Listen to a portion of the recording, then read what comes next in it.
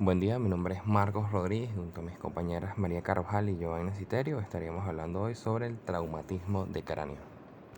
Entrando un poco en contexto sobre los traumatismos de cráneos, recordemos de que son lesiones físicas producidas sobre el tejido cerebral que alteran de forma temporal o permanente dicha función. El diagnóstico se sospecha por la clínica y se confirma por estudios radiológicos. El tratamiento inicial consiste en el apoyo respiratorio, en la oxigenación y control de la presión arterial. A veces suele ser necesario la cirugía en pacientes con lesiones más graves para colocar monitores de seguimiento y tratar de elevar la presión intercraneana y descomprimir la presión intercraneana aumenta o eliminar hematomas intercraneanos. Los primeros días después de la lesión, el mantenimiento de la perfusión cerebral y la oxigenación adecuada, la prevención de las complicaciones sensoriales son importantes luego de muchos pacientes que requieren rehabilitación. En la patología, los cambios estructurales por una lesión de cráneo pueden ser el macro o microscopio según el mecanismo y las fuerzas implicadas. Los pacientes con lesiones menos graves pueden no tener alteraciones estructurales macroscópicas. Las manifestaciones clínicas varían notablemente en gravedad y consecuencias. Las lesiones suelen dividirse en abiertas o cerradas.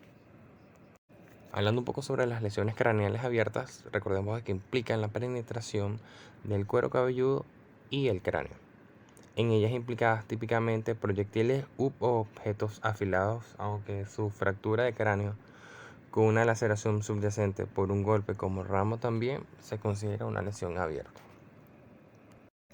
En general, los traumatismos craneales cerrados se producen cuando se golpea la cabeza, este impacta contra un objeto o se agita de manera violenta. Con la consecuencia de aceleración y desaceleración rápida del cerebro, la aceleración puede producir o la desaceleración pueden producir lesiones en el tejido del lugar de impacto o del golpe. O en su polo opuesto que vendría siendo el contragolpe.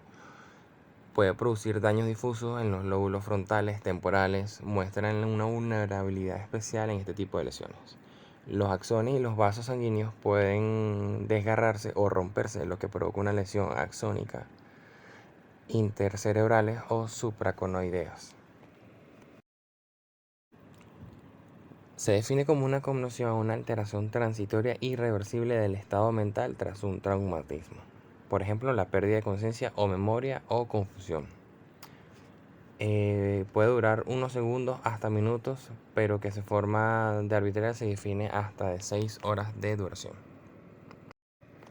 No se producen lesiones estructurales macroscópicas en el encéfalo y no quedan lesiones residuales neurológicas graves, aunque la discapacidad temporal puede ser el resultado de síntomas como náuseas, cefaleas, de alteraciones de la memoria y dificultad de la concentración.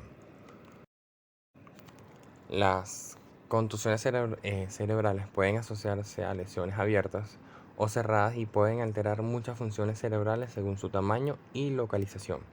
Las contusiones de mayor tamaño producen edema cerebral difuso con un aumento de la presión intercraneal.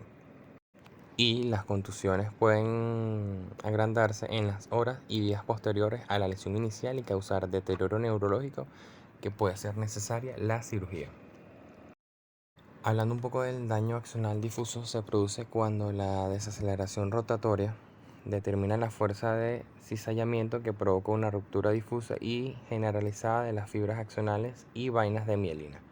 Unas pocas lesiones de daño axonal difuso pueden producirse tras un traumatismo craneoencefálico menor. No se reconocen lesiones macroscópicas estructurales, pero es frecuente encontrar pequeñas hemorragias petequiales en sustancias blancas como el ATC y el estudio histológico.